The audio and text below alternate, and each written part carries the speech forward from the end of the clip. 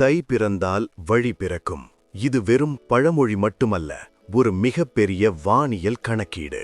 ஆனால் நண்பர்களே, 2026இல் ஒரு சுவாரஸ்யமான விஷயம் நடக்கிறது. வட இந்தியாவில் மகர சங்கராந்தி ஜனவரி 14இல் கொண்டாடப்படுகிறது. ஆனால் நாம் தை பொங்கலை ஜனவரி 15இல் கொண்டாடுகிறோம். ஏன் இந்த ஒரு நாள் வித்தியாசம்? வானியல் ரீதியாக இதற்கு பின்னால் இருக்கும் வேத மற்றும் சங்ககால ஆதாரங்கள் என்ன? பார்க்கலாம் வாருங்கள். முதலில் அடிப்படை அறிவியலை பார்ப்போம். பூமி தன்னைத்தானே சுற்றி கொண்டு சூரியனை சுற்றி வருகிறது. இதில் சூரியன் தனுசு ராசியில் இருந்து மகர ராசிக்கு மாறும் நிகழ்வே மகர சங்கராந்தி. 2026ஆம் ஆண்டு சூரியன் மகர ராசிக்குள் பிரவேசிப்பது ஜனவரி 14ஆம் தேதி மாலை அல்லது இரவு நேரத்தில் நிகழ்கிறது. தமிழ் பஞ்சாங்க முறைப்படி ஒரு நாள் என்பது சூரிய உதயத்தில் இருந்து தொடங்குகிறது. சூரியன் ராசி மாறிய பிறகு வரும் முதல் சூரிய உதயத்தையே நாம் மாதத்தின் முதல் நாளாக கொள்கிறோம். அதனால்தான் சங்கராந்தி 14இல் நடந்தாலும் நமக்கு தை 1 என்பது ஜனவரி 15ஆக மாறுகிறது. இது வெறும் நம்பிக்கை என்று கடந்து போய்விட முடியாது. இதற்கான வலுவான ஆதாரங்கள் இதோ. ஆதாரம் 1. வேதங்கள்.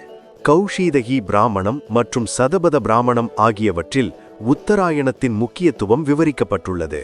சூரியன் வடக்கு நோக்கி திரும்புவது தேவர்களின் விழிப்புணர்வு காலமாக சொல்லப்படுகிறது. ஆதாரம் 2. சங்க இலக்கியம். நற்றிணை மற்றும் புறநானூறு பாதல்களில் தை நீராடல் மற்றும் அறுவடை திருவிழா பற்றிய குறிப்புகள் உள்ளன.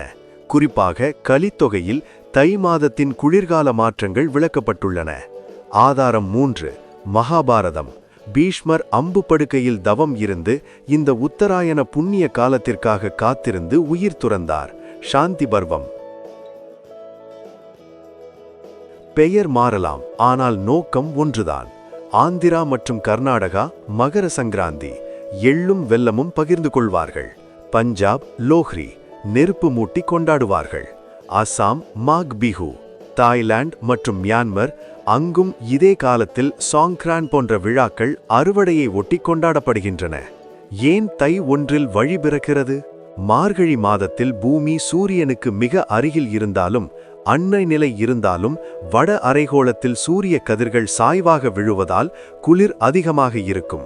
தை மாதம் பிறந்தவுடன் சூரியன் வடக்கு நோக்கி நகரத் தொடங்குவதால் வட அரைகோளத்தில் சூரிய ஒளி நேராகவும் செங்குத்தாகவும் விழத் தொடங்கும். இது மனித உடலில் உறக்கத்தை தூண்டும் மெலட்டோனின் எனும் வேதிப்பொருளை சீராக்கி புது உற்சாகத்தை தரும். விவசாயிகள் தங்கள் கடின உழைப்பின் பலனாக அறுவடையை முடித்து கையில் விளைபொருளோடும் செல்வத்தோடும் இருக்கும் காலம் என்பதால் இது வாழ்வாதார ரீதியாகவும் வழிபிறக்கும் மாதமாக போற்றப்படுகிறது. தை திருநாள் என்பது மதம் மொழி கடந்த ஒரு மாபெரும் இயற்கை விழா. 2026 ஜனவரி 15இல் நாம் பொங்கலிடும்போது அது வெறும் கொண்டாட்டம் மட்டுமல்ல, அது பல ஆயிரம் ஆண்டுகால வானியல் அறிவின் தொடர்ச்சி என்பதை நினைவில் கொள்வோம். இந்த தகவல்கள் உங்களுக்கு பிடித்திருந்தால் மறக்காமல் லைக் செய்யுங்கள். உங்கள் நண்பர்களுக்கு இந்த விளக்கத்தை பகிருங்கள். இது போன்ற தகவல்களுக்கு டிவைன் டேல்ஸ் சேனலை சப்ஸ்கிரைப் செய்யுங்கள். நன்றி. அனைவருக்கும் இனிய தை திருநாள் நல்வாழ்த்துக்கள்.